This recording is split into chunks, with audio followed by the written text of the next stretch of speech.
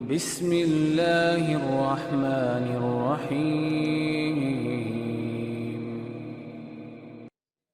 ریاکاری کا عمومی مفہوم یہ ہے دکھاوے کے لیے کام کرنا، لیکن آج ایک نہیں 100 میں سے 90 لوگ تو اس بات سے واقف نہیں ہوتے کہ الاشراک فی النیہ کیا ہے، کہ نیت میں کسی کو شریک کرنا اس کا معنی کیا ہے۔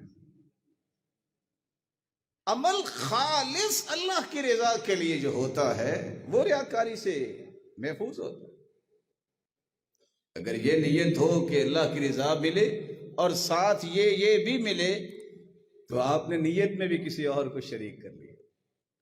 صحابی نے کتنی بڑی بات کہی، اللہ کے رسول ایک بندہ جہاد کرتا ہے، ارأیت الرجل یغزو یرید الاجر والذکر، اجر کے ساتھ ساتھ شہرت بھی چاہتا ہے، تو آپ نے اس کے جواب میں کیا فرمایا؟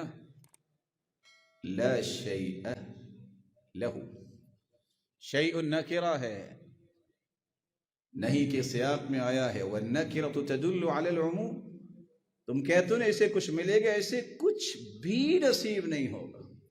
اسی بات کو اللہ تعالیٰ نے قرآن مجید میں فرمایا، من كان يريد الحياة الدنيا وزينتها نوف إليهم أعمالهم فيها وهم فيها لا يبخسون أولئك الذين ليس لهم في الآخرة إلا النار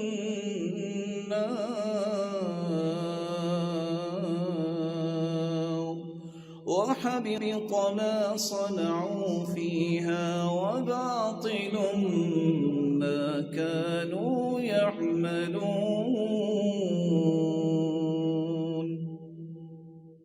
جو صرف دنیا چاہتا ہے ہم اسے دنیا میں تو کچھ دے دیں گے، لیکن اس کے لیے آخرت میں سوائے آگ کے کچھ نہیں، اور اس کے اعمال ضائع ہو جاتے ہیں۔ وَبَاطِلٌ مَا كَانُوا يَعْمَلُونَ، اور جو بھی انہوں نے عمل کیے ہیں وہ سب باطل ہے۔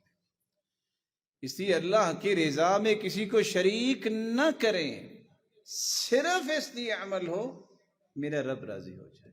اور یاد رکھنا، جب رب راضی ہو جائے نا تو راضی کرتا بہت پیارا ہے، یہ اللہ پہ چھوڑ دیجئے، وہ آپ کو ایسا راضی کرے گا کہ آپ نے ایسا سوچا بھی نہیں ہوگا کہ اللہ نے مجھے کیا کچھ دے دیا، لیکن اس کے لیے ایک کام کرنا ہوگا، صرف اللہ کے رضا کام کرنا۔